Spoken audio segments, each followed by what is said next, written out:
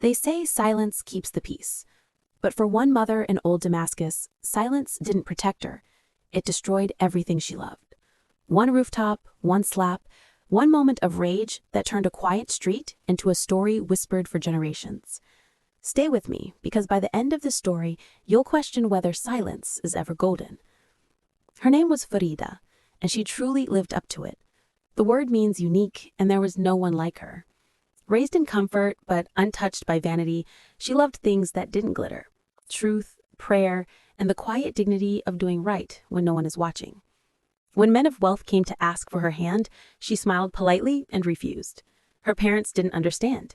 They said, "Why refuse what all women dream of?" She simply answered, "I'd rather share bread with a kind man than a palace with a cruel one." And kindness found her. He was a mechanic, hands rough with honest work, heart gentle as prayer. They married with joy and moved into an old Damascene house, one of those homes with a small courtyard in the center, a lemon tree stretching toward the sky, and walls that echo every laughter and every sigh. It wasn't wealth, but it was love, and that was enough. Farida became known as Shahir, the mother of Shahid, as Arab mothers proudly take their first child's name as a mark of honor. Their home was filled with peace, the kind that hums softly between the clatter of spoons and whispered bedtime prayers. Neighbors often said, "You'd never know anyone lived there. So quiet, so calm, so full of grace." But peace never stays forever. Her husband fell ill and passed away suddenly. No warning, no goodbye. Silence filled the courtyard, heavier than stone. 5 children looked up at her for answers she didn't have. Shahir, barely 11, said, "Mother, I'll leave school and work." She pulled him close. "No, you'll study. All of you will study. Your father left us dignity that's worth more than gold." She kept her promise, and when her tears dried, she went looking for a way to feed her children without losing her pride. Her neighbor, Anas, kind and practical, offered money. Farida smiled. "Not money," she said, "just a way to work." Anas thought for a moment, then said, "You can cook, Farida. You cook better than anyone I know. Let the people taste your food." Word spread quickly through the alleys. "There's a woman who cooks with her heart.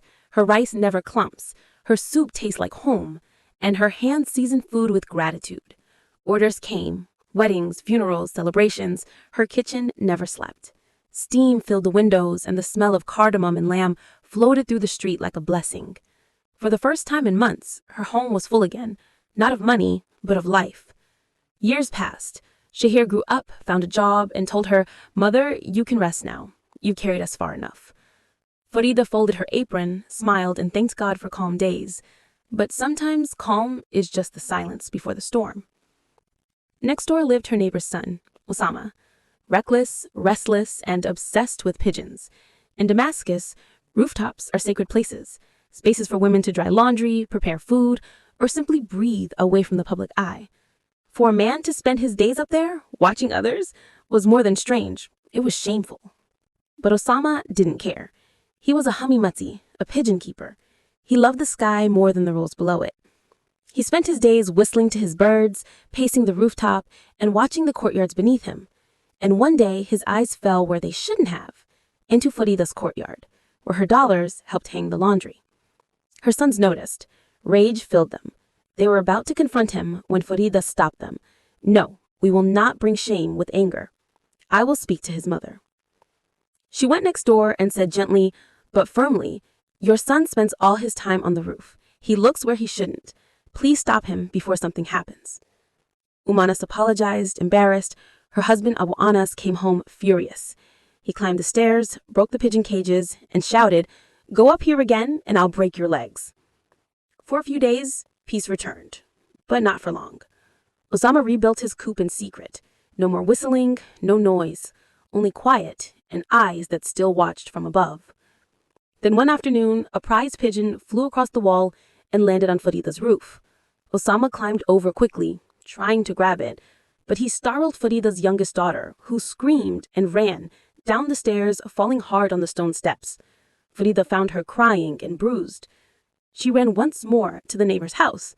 "Please," she begged, "talk to him. He'll bring disaster one day." Abu Anas decided he would end it himself. He waited until Osama left, climbed to the roof, and poured rat poison into the pigeons' feed and water. When Osama returned that evening, his rooftop kingdom was silent. Dozens of dead birds surrounded him. He screamed until his voice broke. Then when a stray cat died after drinking the water, he knew someone had poisoned them. And he was sure it was Farida's sons. That night, hatred blinded him. He found Farida and her daughter in the alley, his face twisted with rage. "Your sons killed my birds," he shouted. Before she could answer, he slapped her. The sound echoed through the narrow street. Then he kicked her daughter, who fell crying to the ground. Farida didn't scream. She didn't fight. She simply picked up her daughter and walked home in silence. That night, she said quietly, "We will not speak. We will not bring shame. God will judge." But silence doesn't end pain. It feeds it. The next week, Farida sold her house. She told her children, "We'll move. New walls, new life." They didn't question her. They just wanted peace. But fate wasn't done yet. Her youngest son, Ali, came home from military service to help with the move. He was strong and calm, but fiercely protective of his family. While helping move furniture, a carpenter broke an antique cabinet. Ali shouted at him and threw him out. The man, angry, shouted in the street, "You act tough, but where were you when Osama slapped your mother?" Ali froze. He ran inside. "Mother, tell me this isn't true." Farida said nothing. Her silence was an answer louder than any scream. Her sister whispered, "He hit her, and he hit me too." And that's when something inside Ali broke. He grabbed the small pruning axe they used for cutting branches and ran into the street. Neighbors watched as he stormed toward the corner where Osama sat laughing with his friends. They saw him coming and ran. Osama stood up. 2 flow. 1 swing. 2. 3.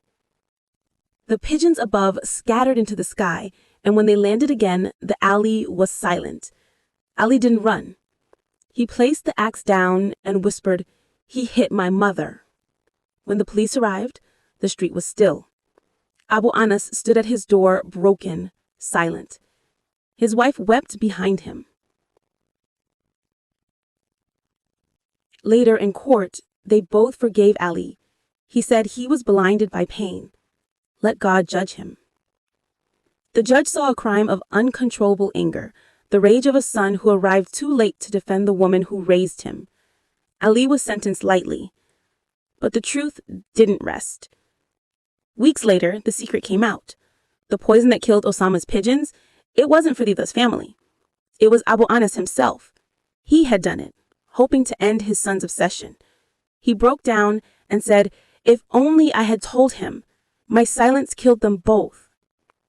Farida moved to a new home, far from the alley that remembered every cry and whisper. The neighborhood got quiet again. But it wasn't peace this time. It was guilt. Mothers warned their sons, not the roof. Fathers stared at their boys longer than before. Everyone learned that silence can be as deadly as anger. So tell me, if you were Farida, would you have stayed silent? Or would you have spoken, no matter the cost? Share your thoughts in the comments below. And if this story touched your heart, subscribe for more true tales from the Arab world. Stories of love, loss, and the choices that define us. Because sometimes the quietest stories are the ones that scream the loudest.